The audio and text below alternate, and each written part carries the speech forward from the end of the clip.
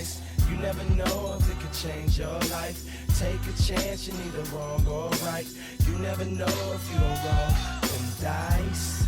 You better roll them dice. You never know if it could change your life. Good morning, Matt. Morning, Rob. It is Mother's Day, the day in which we pay homage to Mystra, the mother of all magic, she who governs the fate of the universe, who administers the weave from which all wizards and sorcerers, warlocks and whatnot draw their power from. So thank you, Mystra. Like Osiris, Mystra will be killed and reborn with each new edition. Exactly. So she emerges from her sarcophagus and gives birth to the world. Anyway, yes. Hello, everyone. This is Dungeon Master of None. I'm Dungeon Master Matt. And I'm Dungeon Master Rob. And today we are going to be getting to some long overdue letters. We've been getting a lot. I think a lot of you are stir crazy in quarantine, asking questions, and we're sorry that it's been a couple of weeks. We had some experimental content to attempt, but we're back to the tried and true. So we're going to be answering your questions. First, though, we've got questions about encounter building, campaign arcs, subclasses. You're gonna love it. You're gonna love it. First, though, Matt, some news. Yes. Some drama, some happenings within the Wizards of the Coast. Behind the veiled curtain of Hasbro, word is that Mike Mearls is out at D&D, no longer involved in the creative process. Mearls down. Yeah. Mearls has fallen. I think he's going to be, working there. I just saw last week he wrote a module for Frog God Games. That's weird. Which is like a B tier. I mean, Frog God is about as good as a third party gets, but it's still kind of weird for Mearls to do that. I wonder if they've just been... How the mighty have fallen. The thing is, though, I think he's still... Hey, maybe lesson, don't out people to their accuser, or don't out accusers to their abusers. Don't be a shitty person. Don't be a shitty person. Don't defend accusers. Don't accidentally or not so accidentally out people to the Anyway, unfortunately, the rumor I heard, though, Matt, is that he's just going to be working more closely on Baldur's Gate 3. It isn't like this is... He should be... Listen, I don't want...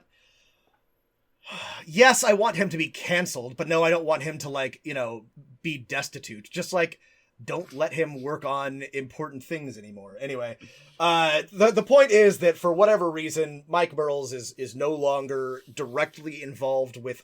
I believe it's just the creative part of Dungeons and Dragons. If you're not familiar with our previous discussions, Mike Mearls is a longtime designer and responsible for some not awful content. One of my favorite, but also some awful content. I mean, some of it's not so great. One of my favorite of all time. One of the ones from Saltmarsh, I've already forgotten the name of it, where you go looking for something from a shipwrecked vessel is a Mearls original.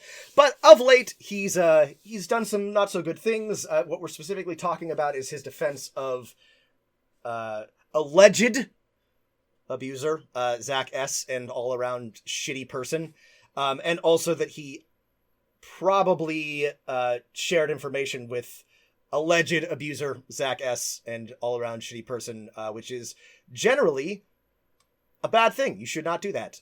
Don't approve of that. So anyway, it's only good if he is no longer involved in the creation of Dungeons and Dragons. The Mearls news reminded me that the scuttlebutt back when D&D 5th edition, when it was D&D Next, was that basically Monty Cook back when he was on the team for 5th edition as co-lead designer, just couldn't stand Mike Mearls, and that was basically why he quit. I had not heard that, though. I'm sure that Monty Cook, as any 50-plus-year-old grognard does, probably has his problems. But in the Mearls Cook Throwdown, I'm firmly Team Cook. I am a big ol' fan of Numenera. I think that he's overall a less terrible person. So, yeah, I know where I fall on that particular quibble. Yeah, they've got Ray Winninger as the new designer, and I was looking. He worked on Torg. I hate Torg, but I've had fun playing it. Reading about that. I have no strong opinion on Torg either way. Yeah.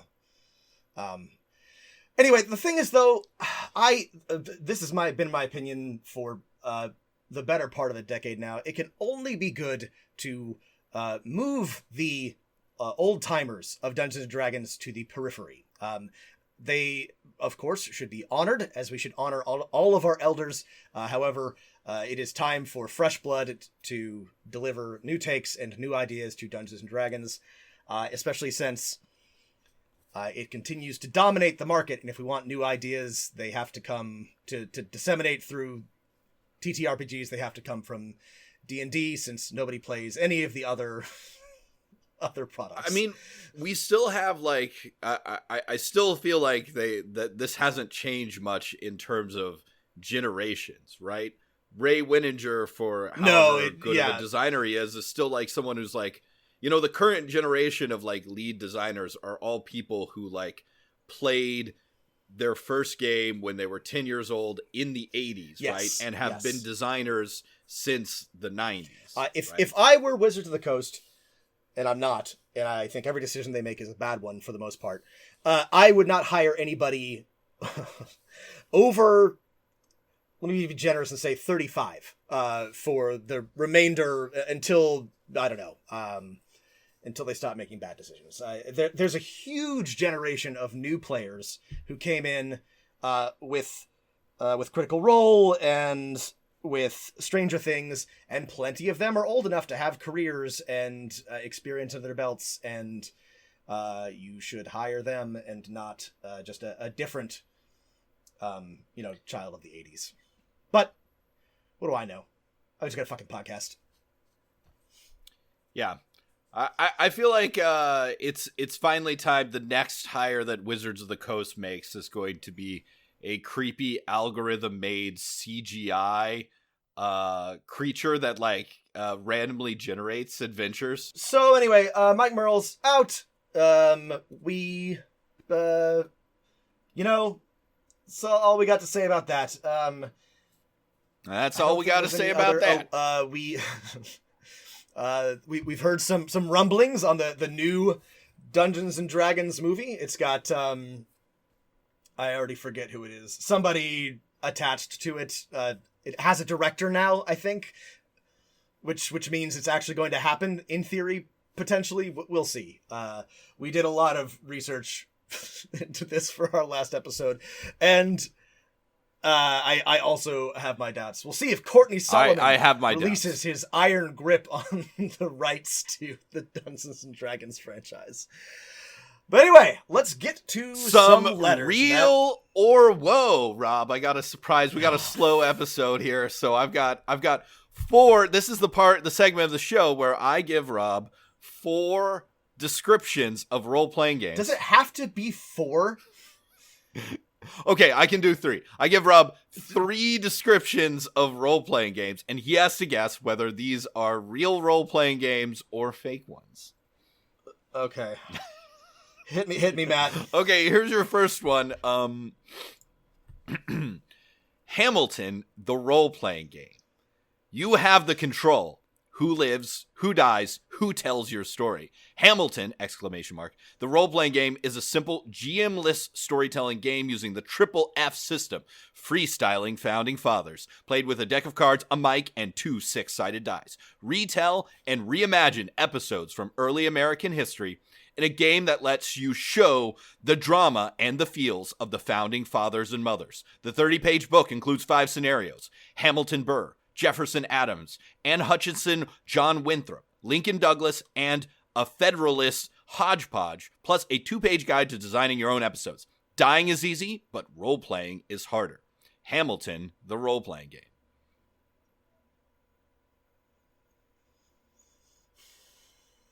I'm gonna say... What you feeling here? I'm feeling I'm feeling woe that it is not real, and I'll tell you my reasoning if I'm right. Okay. You are right. This is fake. I made this up.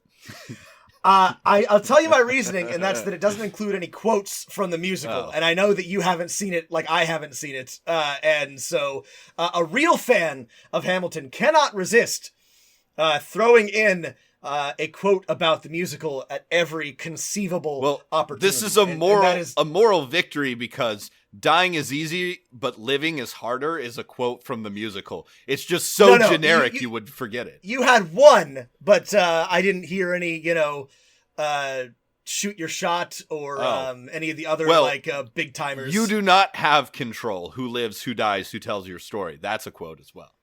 Oh, never mind. I don't know what I'm talking about then. we haven't seen it. Neither of us have seen this, so all I have to go on is insufferable Hamilton fans. Hey, listeners, if you're a fan of Hamilton, that's okay. I just think that its cultural relevance is vastly outstated because everybody who's on the internet makes more than most people, and I, for one, cannot afford a $500 ticket to see a Broadway show. I also don't live anywhere near New York, so you wouldn't play a freestyling role-playing game about the Lincoln Douglas debates or the antinomian controversy. I would play a game about the antinomian controversy, go. but that's a particular nerdy interest of mine. Listen, I have heard these jokes before, or like suggestions that like things be resolved by rap battles. You cannot rap. I don't know who you are, listener. You can't rap. Your friends can't rap. No. Your players can't rap. You should not try to freestyle rap battle. I'm sorry. This is not a skill that any idiot can do. And if you force your players or your game to revolve around dueling rap battles, it will be an embarrassment for everybody involved. You are not Marshall Mathers. This is not 8 Mile. It is not going to work that way.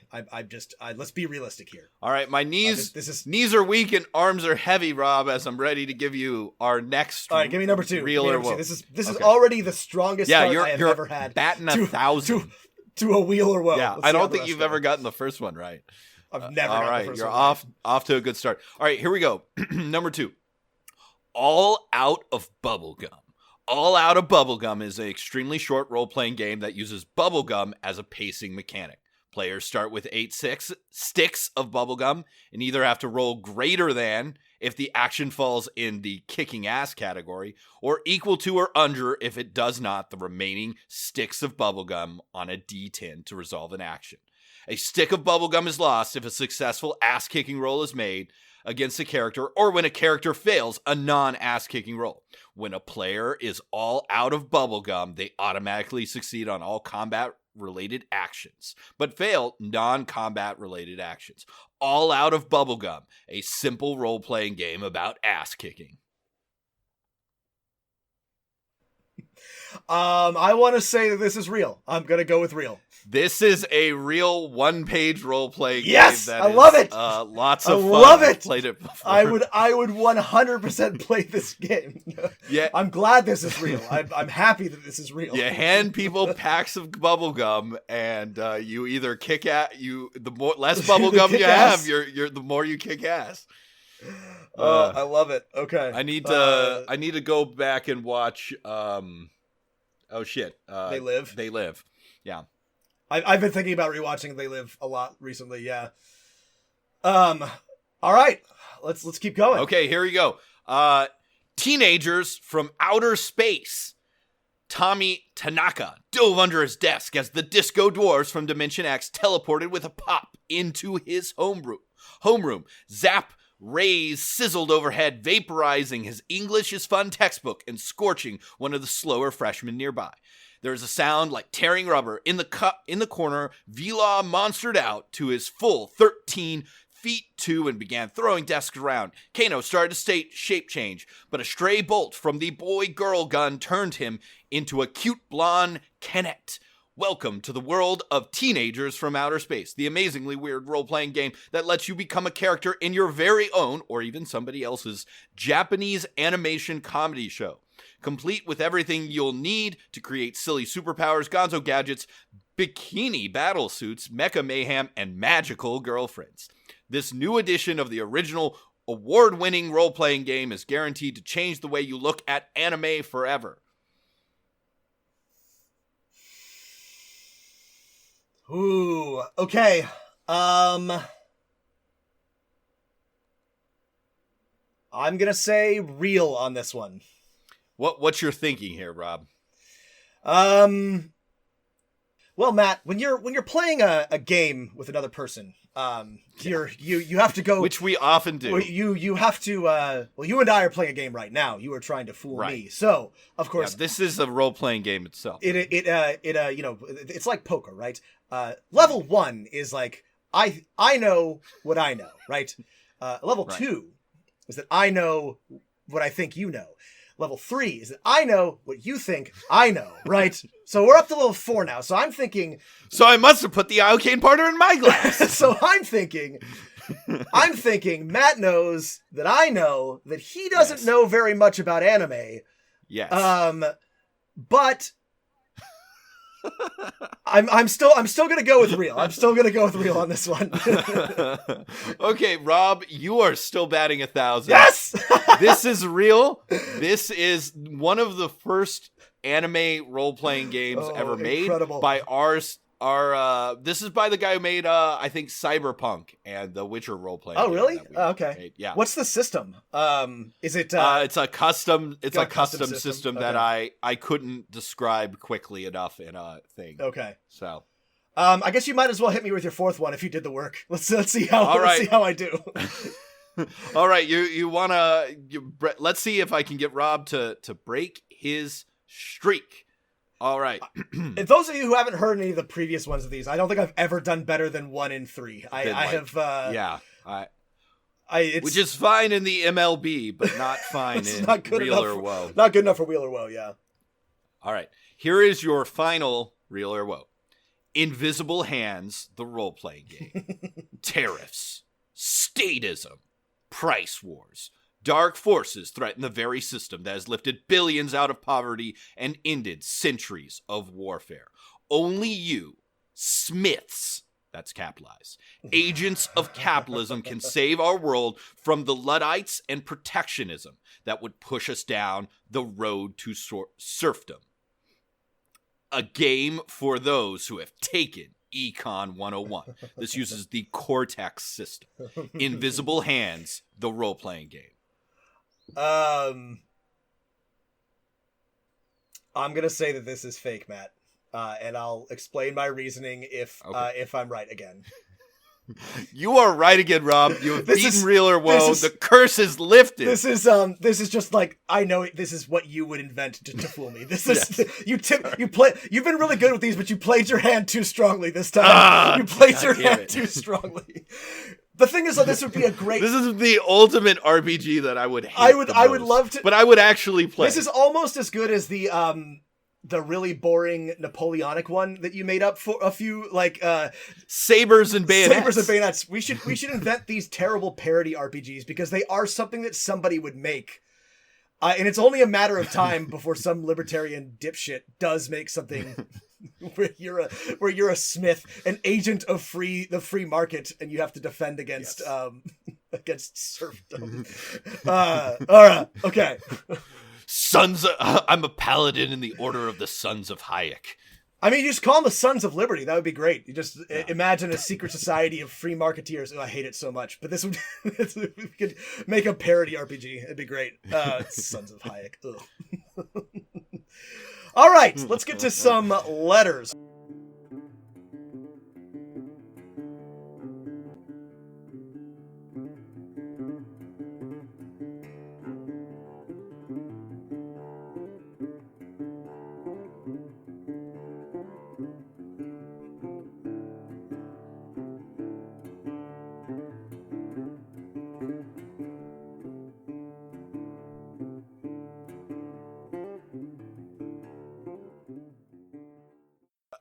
Let's do some letters, Rob.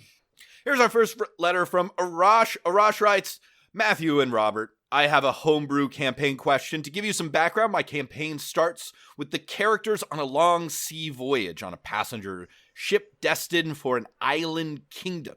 Secretly, aboard the ship is a shipment of gold brought to the island kingdom by dwarves who are buying rights to a mithril mine over there. The island kingdom is selling the mine and to pay off a dragon on a nearby island who demands tribute. Unbeknownst to the ruling monarch, there's an opposing group in the island kingdom that would rather outright destroy the dragon. The group tries to steal the gold on the sea voyage so they can use it to pay a group of elite adventurers to take out the dragon. There is a series of events that take place from there that puts the adventurers in the middle of a power struggle.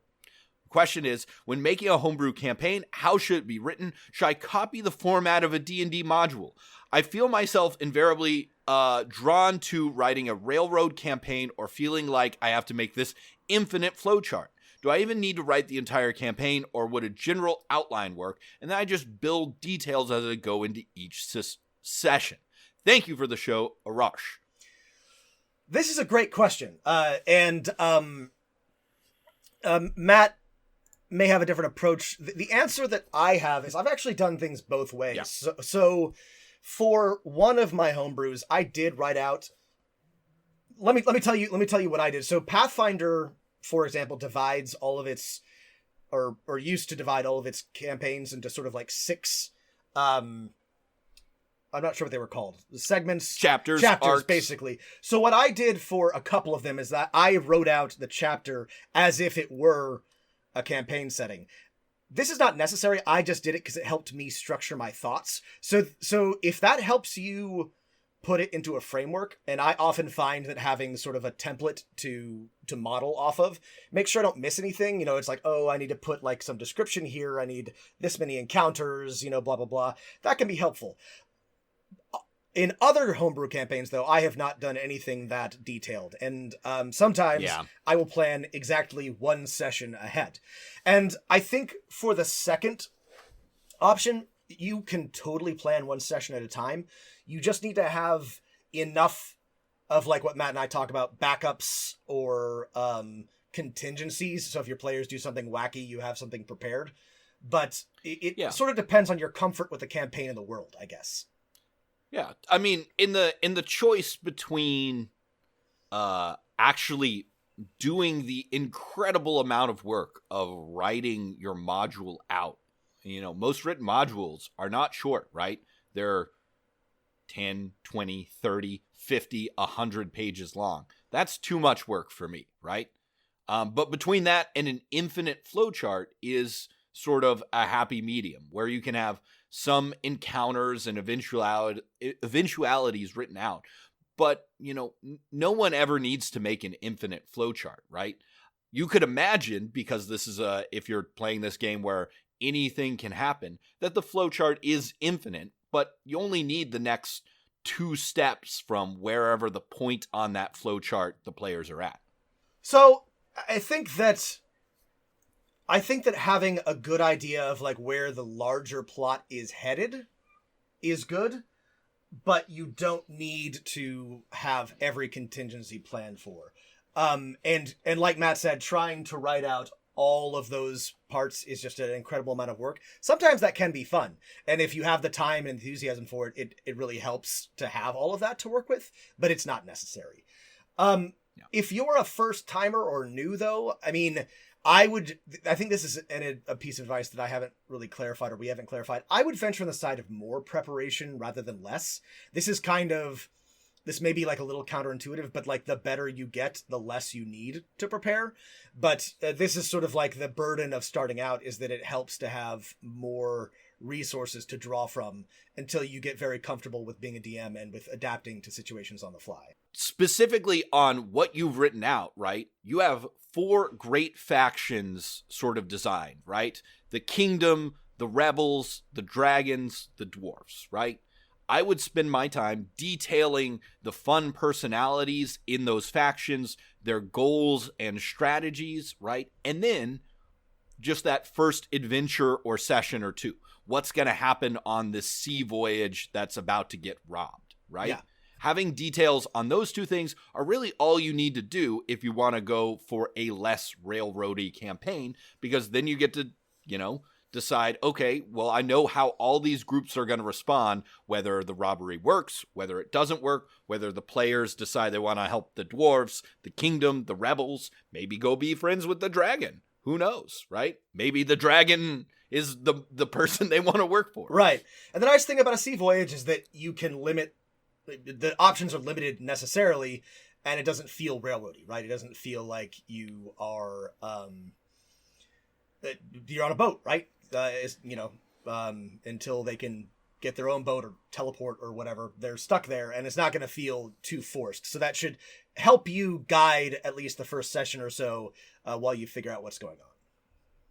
Yeah.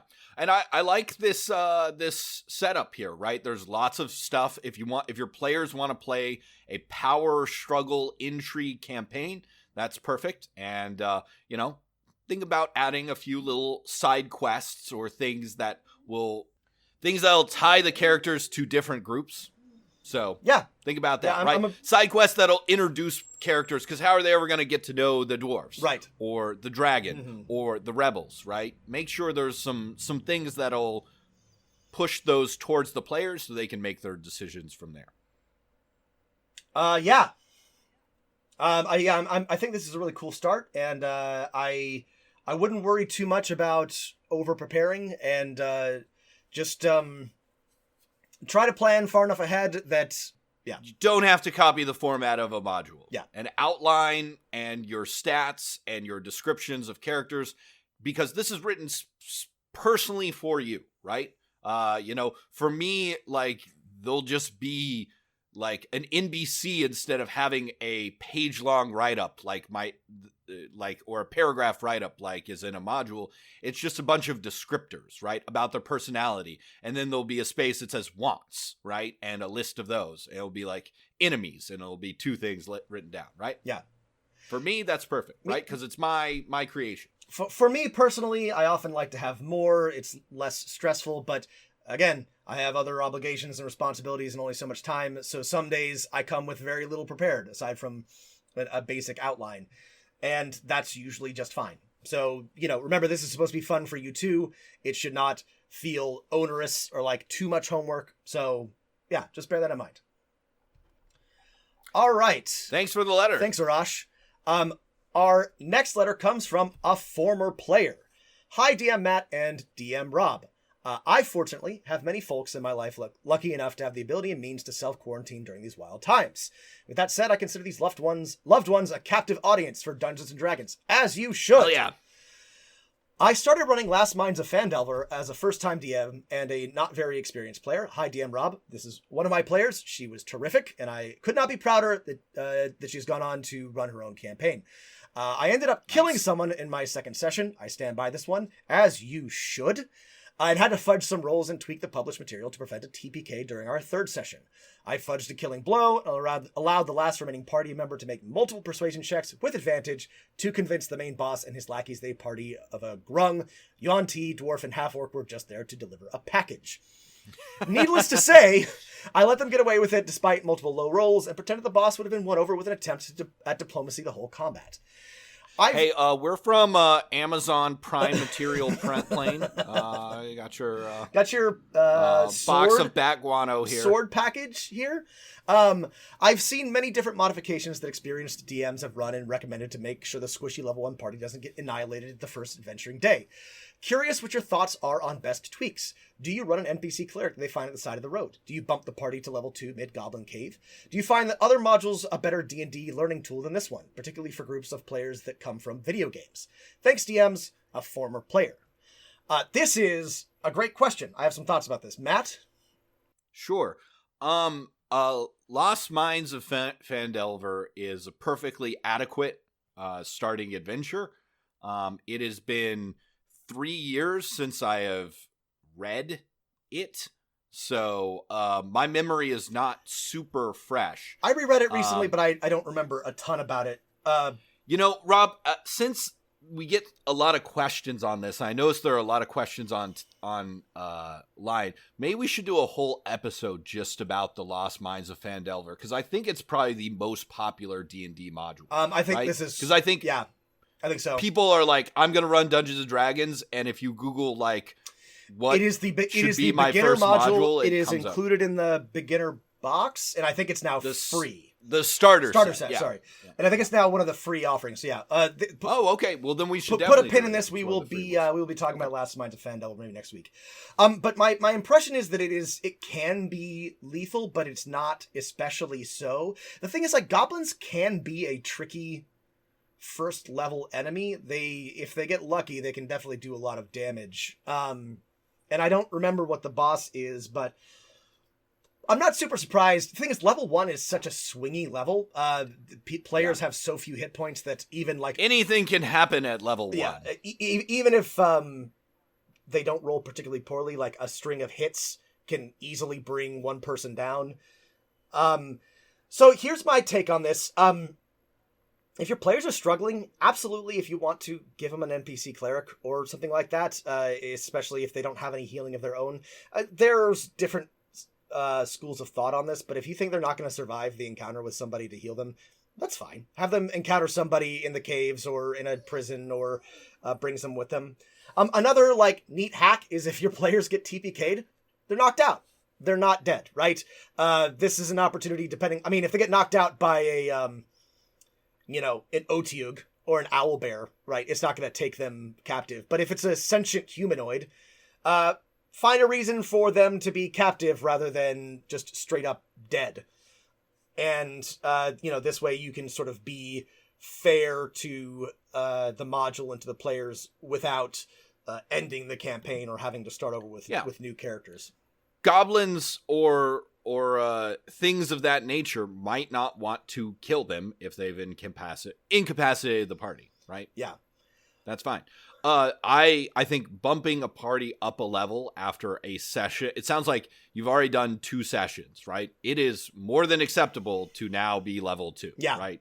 Regardless of what the XP table says. Yeah, do it when it feels appropriate and between sessions, and even if it feels necessary mid-session, especially early levels. I think so. My rule of thumb with this is that I move as quickly through levels 1 through 3 as is appropriate, and then slow down. But don't hesitate, especially with these early levels, to just go ahead and give them a little boost. Again, the first level, even a stacked barbarian will have less than 15 hit points. That's 2 short bow hits away from being unconscious. That can happen to anybody. The last question that former player asks is, are there other modules that are better learning tools for players who come from video games? Well, I want you to think about what sort of learning tools for video game players you've already presented to people, which is that unlike a video game, if you want to, at level 1, you can stumble into a cave filled with 30 goblins, right? Right. And be overwhelmed. Video games usually have like little bumpers in the gutters that prevent you from doing this at the first level. And that's fine. Hopefully, I would say, ask yourself, have my players learned that lesson, right? If you haven't already said this out loud, make sure that you say, hey, this doesn't work exactly like a video game. You can do anything that you want. My job is to sort of accurately adjudicate how that would go. And if you run up to the king and slap him, you might get killed. Just right. Make sure your players are aware that just because there's an invisible wall in front of the king in a Final Fantasy game doesn't mean that there is in Dungeons and Dragons. And they're probably right. aware, but it helps to play up things out. Like you're definitely outnumbered here, right? There are 30 goblins and 5 of you. They all have their bows at the ready, right? You've stumbled into something over your head. And you're not alone in this, former player. I have to do this reminder with many of my players a lot. I'm like, are you sure you want to do that? There are a lot of people here. That's a very big monster. you don't have to like, just make sure that they understand that what they're doing has significance. And if you've already killed a member of the party, I think they know that. Hopefully. Yeah. Listen, some parties are gonna. You may have to kill another one. Some parties are gonna need some deaths to figure things out, and that's not great. But it's also, it's not. As long as it doesn't like really upset them, as long as they're not like too bothered by the deaths, that is in and of itself a useful learning tool. You can also bend the rules in another way, in that there's lots of ways for players to be resurrected. Even if they can't afford the 5,000 or 500 gold pieces at level 1, somebody benevolent may want to see them continue their adventure. So if they're getting killed too often, you can bend the rules that way, and that allows them to sort of keep going. And hopefully, so your party's first attempt at trying to come up with a outside the box solution was, we're there to deliver a package, and your players will get better at this. As you teach them the world, they learn their characters, and they learn some of the basic ideas of role-playing games. They may come up with better, more creative, and maybe more setting appropriate solutions than we're here to deliver a package. And I think it's a great example that they tried something. Yeah. Right? I mean, it sounds like you're doing a great job, and it sounds like your players got unlucky and made some unwise decisions, which can happen to anyone. I don't know that there's really a better module than Last Minds of Phandelver for teaching this, if these are the problems that they're having. I think that this is a struggle that's going to happen for a lot of newcomers to D&D. And, that makes me think that maybe there is a better way to teach this for entirely new players. I think all Dungeons and Dragons modules, including Last Minds of Phandelver, assumes some familiarity with the concept of a tabletop role-playing game. But I don't know what this is something we should noodle on that. We should figure out an introductory module that might be an easy transition for really entirely new people. But I think this is a problem that's going to happen no matter what. I think my experience, and this is again my memory from 3 years ago reading Lost Minds of Phandelver, is that there's a lot of little quests and side quests, and so I think it's probably great for new players, for new DMs. It's a lot to keep track of, right? It's more complicated than I would make my first adventure. So, yeah, you can always get rid of things, right? Yeah, that's true. You can always pare it down. Yeah. Also, trust your gut. If you do want to make adjustments and fudge things, just go ahead and do that. You are already the most qualified person to decide whether or not your party can handle something. So go ahead and make whatever changes you feel are right. Yeah. Thanks again for writing, former player. Good luck. I would love to hear how this progresses as you get deeper in, and especially what you plan to do once you're done with the Lost Minds of Fandom.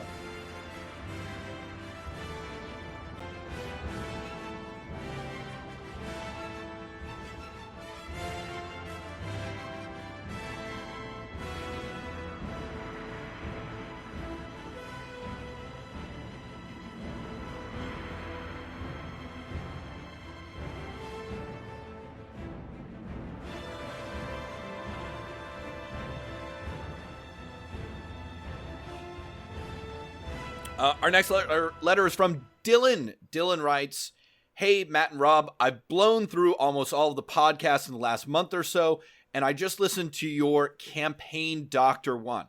My question was, I was wondering if my campaign has too many directions for my players and I need to tie everything together, or is having multiple plot threads okay? Also, any advice you guys have on my campaign itself would be appreciated. Thanks for your time and keep doing what you're doing, Dylan." This is a great question. So Dylan describes a campaign that involves mind flayers and Cthulhu and Greek gods and fungal growths. And I love this. I'm a big fan of sort of the grab bag approach of throwing in a bunch of different hooks and seeing what your players bite on. So Dylan, let me give you my perspective on this, because I've run a sort of I'm currently running a more flexible campaign where I've presented a lot of different enemies and threads and just sort of seeing where my players go. And so my answer is that maybe it's too much. So I love putting all these threads out there, but I found that my players were getting kind of frustrated trying to identify sort of a main villain or a overarching plot or something like that. So what I would do is so it sounds like your campaign's off to a good start. What I would do is put these things in front of them and then pay attention to what they sort of pick up on. And then as they progress, kind of let the other things fade into the background. Because if you do put too many hooks and too many different sort of themes and ideas out there, your players are probably not going to be equally interested in all of them. But the idea of having all of these disparate sort of ideas and themes, having a high magic, low horror campaign, isn't in of itself a problem, but you have to take the temperature of the group. Right. You can always just ask them over email or at the end of a session being like, all right, well, do you think your party is interested in building up their new kingdom or investigating the Cthulhu cult? Right. Yeah. Right. Which is the one you're going to pursue? Yes. Right. You can it's fine to throw all these hooks out there and then pair them back to the ones the players want to play with. Yeah. The sort of the way to cut through the Gordian's knot is, right, when you're paying attention to your players, focus on what is the motivation overall for their party, right?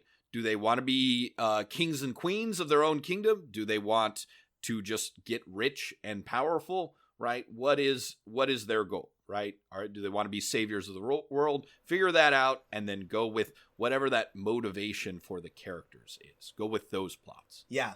And without knowing more, I can't say for sure, but your campaign sounds great. You asked about just general advice. It sounds good. If I had one piece of advice, it is that it sounds like you are interested in a lot of things, and this is a problem that I have. So let your players lead. This is a mistake that I made. I threw all sorts of like little bits of things that I'm interested in, and then I let it get a little bit overwhelming. So like we said, there's nothing wrong with the campaign that you're running, but pay attention to your players. If you want to, just ask them straight up what it is that you want to do. What is it that you want to explore? And otherwise, it sounds like you're off to a great start, and I don't think there's anything wrong with presenting all of these different hooks and ideas and themes and seeing what sticks. Yep. Thanks for writing, Dylan. This next one is from Greg. Could you go over converting monsters from different editions? For example, I'm trying to convert the Roach Thrall from the Sharn City of Towers book. We mentioned this recently. Great monster. I messed with it, but it uses some categories I don't really understand since I didn't play that edition of the game. Is there a formula you use for converting monsters? Greg. Oh, this is a great question. Because the official edition transition guide gives you very little to go on. Yeah, there are a couple of resources for this, but they're not very good. And it is harder to convert 3.5 monsters to 5th edition, I think, than it was to convert them from other previous editions to newer editions. This is a particularly sticky one, especially if you're coming across something like a Roach Thrall, which has some kind of specific abilities. Matt, you have thoughts on this? Yeah, I have some thoughts on this. So first off, the main guide from 3.5 to 5th edition is that monsters generally have more hit dice, right? I would say the monster building guide in the DMG is a pretty good idea of a guide, right? Yeah. Challenge rating, I think, is usually about the same, right? A Roach Thrall in 3.5, which is a creature that inhabits humans, kind of like the roach from Men in Black. It's like the mimics from that movie Mimic that nobody saw, where they look like humans but they're actually giant bugs that live in the New York sewers. But it's actually 1,000 different roaches. It's horrible. Yes. That's way more fright. I would rather fight one giant roach than 1,000. I would also rather roaches. fight one giant roach than 1,000 roach-sized roaches. Working in Finally, unison. we've answered that question. Yeah, especially if they're working. I would rather fight the one, even if the other ones weren't. Working No, I'd rather fight a giant roach any day of the week. Yeah. So it's challenge rating 2. If you look at most monsters, and here's what you should do: is pull up your monster manual or the 5th edition CRD, right, and look at sorry, not CRD, SRD, and look at the list of monsters by CR, right, and look at some CR2 monsters, right, and see how many hit points and hit dice they generally have. Look for something like an aberration or a monster that is, kind of similar to this roach thrall, a giant insect, for example. An oncag, which is slightly bigger than a roach thrall, but is a big bug type thing. That is CR2. It has 6 hit dice. It has 39 hit points compared to 16 for the roach thrall. Yeah, you get to do a lot of pairing away. Yeah, this is the hack, and there's no real secret to this, but compare CRs. It's generally safe for if it's a CR2 in 3.5 for it to be a CR2 in 5th edition. Find something with the right amount of hit points, put the right hit die in, put the rough, similar saves in. Abilities is where it gets tricky, and that's where you're gonna have to kind of get creative. Right. For ability scores, however, those are basically the same. Yeah. Get rid of saves. We don't have those. Saves were a thing in 3.5. That saving throws are just ability throws. Sorry. I mean that your creatures in 5th edition will have some favored. Right. They'll be proficient in some. So pick 3 that makes sense, and then perfect. Yeah. So looking at the Roach Thrall from 3.5 edition, keep all of its ability scores the same. One thing you've got to change from 3.5 specifically is AC. AC of monsters is usually much, much higher. Looking at our guide from other CR2 creatures, the 3.5 Roach Thrall's AC of 18 is way too fucking high. It should probably be about 14. Yeah. Right? And then it has a full attack of 2 attacks. So you could probably say it has an action of it can make 2 claw attacks when it's in its human form. And then you can probably get rid of all of its skills, right? And just use its ability score or give it proficiency in the skills that it's best at. Like maybe Bluff turns into Deception and, since Listen and Spot turn into Perception. Yep. So it has proficiency in those 2 skills, and then its special qualities don't really have to change, like Human Host, right? Mm-hmm. That can remain as it is for your own purposes here. Another good rule of thumb, if there's something that doesn't make sense or translate well, you just drop it. If there's like a specific template or resistance or something that just doesn't really translate very well into 5th edition, you can go ahead and drop it. You can try to add something on to make up for it, or you can tweak it, but it depends. Roach Thrall is definitely kind of a tricky one, but a lot of creatures are relatively easy. And I guess sort of my main advice is just not to get hung up, because in case we haven't made it clear, there's not a really easy or good way to do this.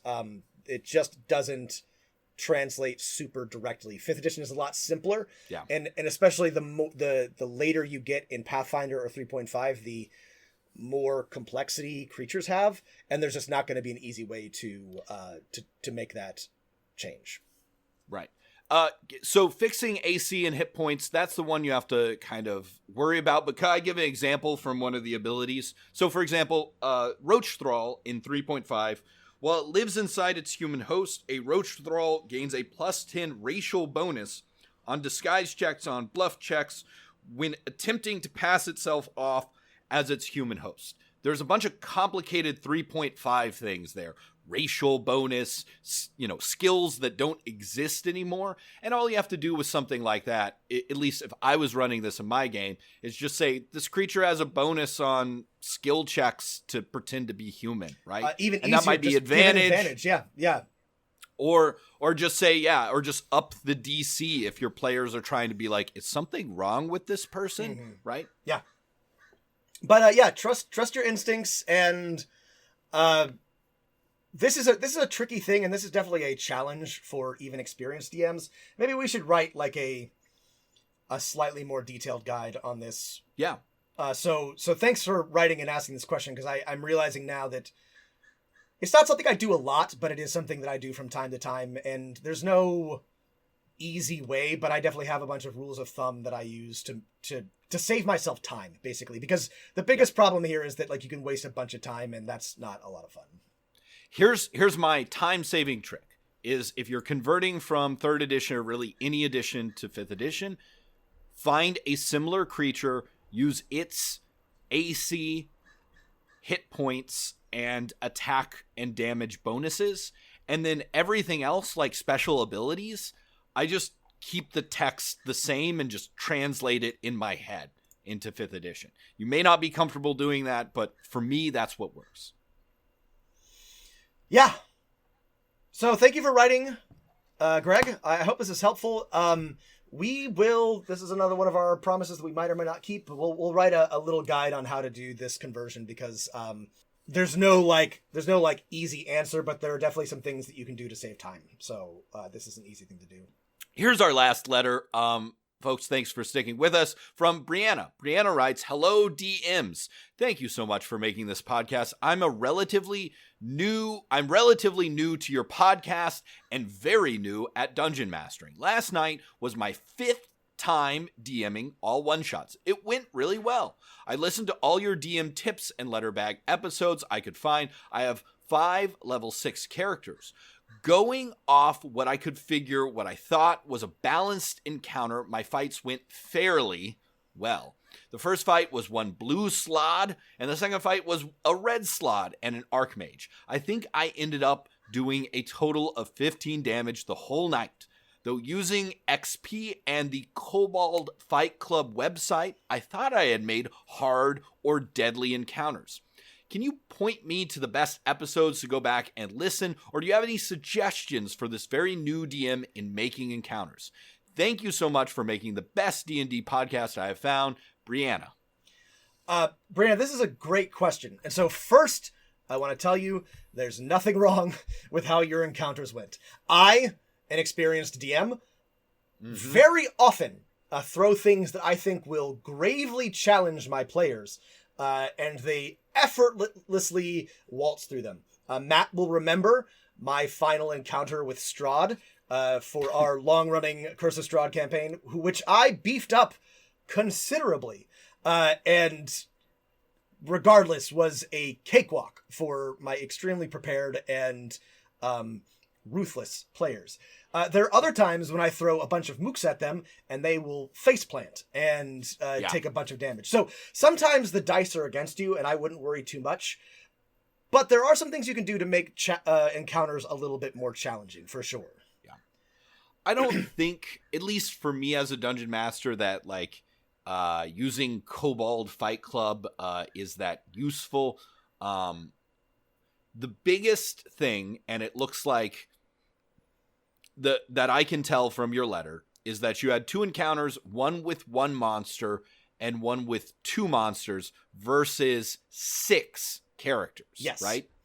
And even though slots get multiple attacks, and even though, your Archmage and your Slod, there's a spell cast and a multiple attacks, it's still 2 versus 6. Try an encounter. The biggest thing, if you want to make your encounters more challenging or more hard and deadly, is to up the number of monsters. Yes. This is my pro tip for every DM. And it's frustrating because sometimes you want to have one big bad, and that's why they've given, and this is one of the things I like about 5th edition, is they've given the big bads legendary actions so they can act more often. But even then, that isn't enough.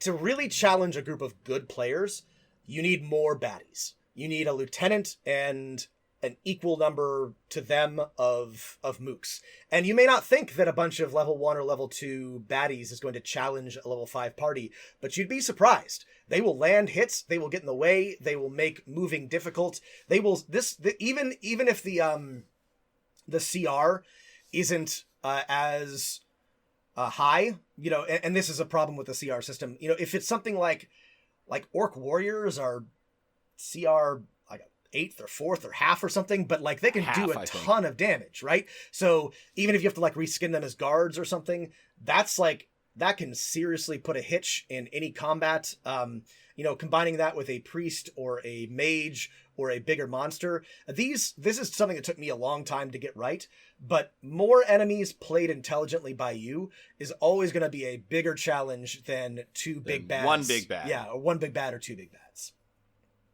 The other tip for that is to put a ton of the last 2 boss fights I've had with my players have been I've been happy. I feel like as a dungeon master, I'm getting happy with how I balance fights.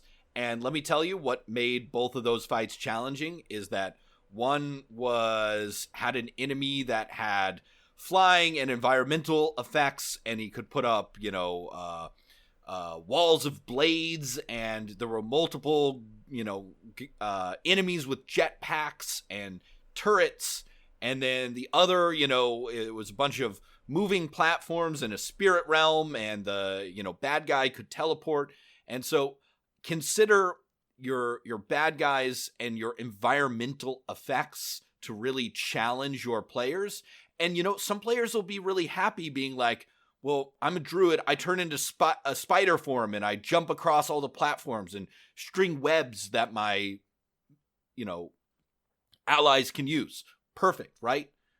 So add in some environmental stuff, and you'll up the ante for these deadly encounters. This can be a little bit of extra work and can be hard to represent sometimes, but yeah, another easy trick to make things more interesting and challenging is elevation, concealment, environmental effects like wind is like, that's an easy one. I had a really good fun encounter on top of a building in the middle of a hurricane that just like players had to, you know, their ranged attacks didn't work as well, and they had to make some checks just to get closer to the bad guy. These are small, easy things that don't add a ton to the lethality of the combat, but it's more interesting, and it adds complexity, and it'll make it a little bit harder for them to just dunk on your bad guys.